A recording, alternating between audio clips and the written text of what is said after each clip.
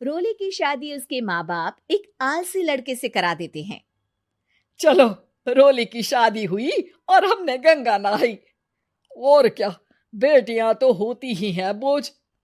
हाँ, पर अब क्या चिंता, उतार तो दिया बोझ तुमने, अब वो लोग समझे। ससुराल में रोली का पति कहता है, देखो, मैं कोई काम नहीं करता, ये बात तुम्हारे मम्मी पापा को बता दी थी मैंने।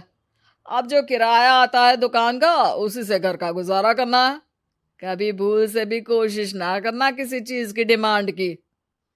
क्या मम्मी पापा को पता था कि आप कोई काम नहीं करते? और क्या, बड़ा अच्छे से पता था। उन लोगों को तो तुम बोझ लगती थी, बोल रहे थे कि बस शादी कर लो और कोई मतलब नहीं है। रोली को यह सुनकर बहुत गुस्सा आता है, लेकिन करती भी तो क्या, क्योंकि वो जानती थी कि उसके माता पिता ऐसे ही हैं। जैसे तैसे रोली दिन काट रही थी। रोली को एक प्यारी सी बेटी होती है।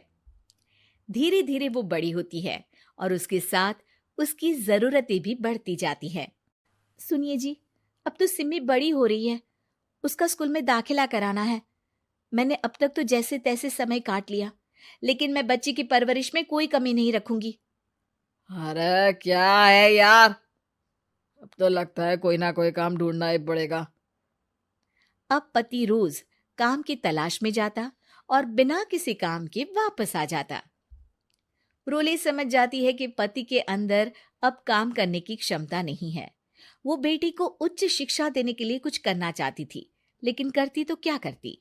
एक दिन रोली की सहेली कहती है, रोली, मेरी कोई औलाद नहीं है। अगर तू मेरी औलाद को जन्म दे तो मैं तुझे तेरे मुंह मांगे पैसे दूंगी। अरे, तेरी औलाद को मैं कैसे जन्म दे सकती हूँ? सरोगेसी से। बच्चा मेरा और वैभव का ही होगा, लेकिन कोख तेरी होगी। ये संभव है रोली। रोली कुछ सोचकर कहती है, मुझे मंजूर है, लेकिन मैं इसका 2 लाख रुपया लूंगी। अरे कोई बात नहीं, मुझे मंजूर है। रोली खुश हो जाती है कि एक बच्चा पैदा करने का उसे 2 लाख रुपया मिलेगा। वो घर आकर पति को बताती है, वो भी खुश हो जाता है। अब क्या था, डॉक्टर के पास जाकर सहेली का बच्चा रोली की कोख में पलने लगता है। मुझे 20,000 चाहिए मेरे बेटी के एडमिशन के लिए। हाँ हाँ ठीक है, मैं उसके एडमिशन से लेकर सारे खर्चे उसके अकाउंट में डाल रही हूँ। रोली की बेटी का एडमिशन हो जाता है। रोली को लगता है कि वो अब सब कुछ ठीक कर देगी। दिन और महीने आगे बढ़ते हैं। अब एक दिन, एक बात कहूं जी, काश इस बच्चे को मैं रख पाती। मैं अब इससे काफी जुड़ गई हूँ। अरे यार, पता नहीं किसका बच्चा है, अपने पास है ना अपनी मुन्नी। हाँ, लेकिन अब मैं भी इस बच्चे से जुड़ाव फील करने लगी हूँ। लेकिन मैं ये जानती हूँ कि ये मेरा बच्चा नहीं है। दोनों की जिंदगी ठीक चल रही थी, लेकिन कहते ना कि सुख का पल ज्यादा लंबा नहीं होता। एक दिन रोली की सहेली का फोन आता है। रोली, मुझे अब ये बच्चा नहीं चाहिए, मैं अपने पति को छोड़ रही हूँ। अरे लेकिन मुझे पैसों की जरूरत है, बच्चा तुम्हारा है, मैं क्या करूंगी? सहेली बिना कुछ बोले फोन काट देती है, फोन स्विच ऑफ कर देती है। लेकिन रोली के जीवन का तूफान यहीं नहीं रुकता। रोली, मैं इतना भार नहीं उठा सकता। आज पढ़ाई का पैसा मांग रही हो, कल को शादी, कॉलेज और पता नहीं क्या क्या। मैं तुम्हें छोड़ रहा हूँ, अपनी बच्ची उठाओ और निकलो इस घर से।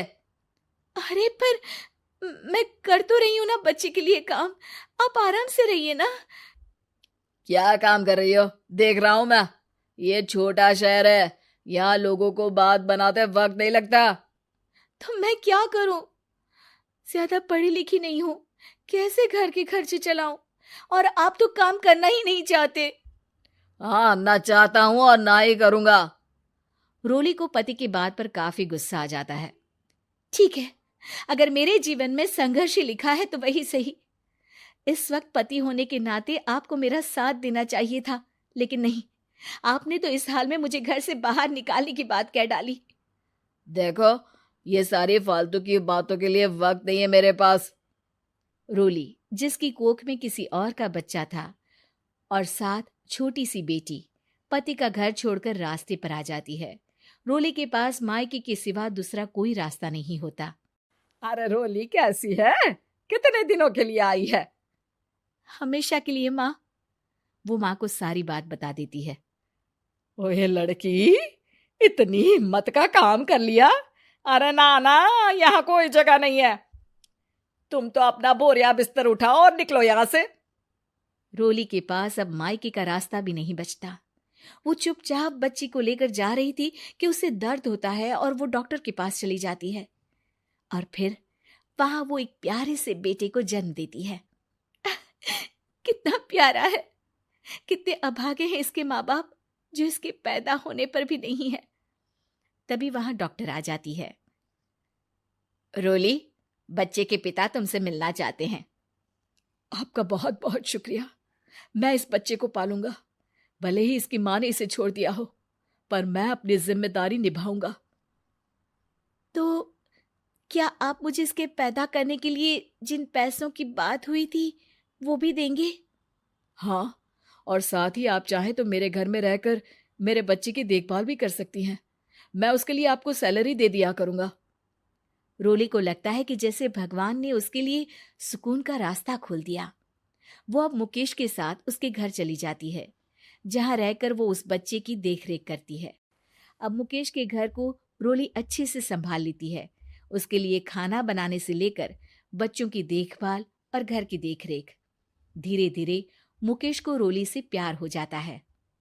रोली, तुम्हारी बेटी और मेरा बेटा बिल्कुल भाई बहन की तरह साथ रहते हैं।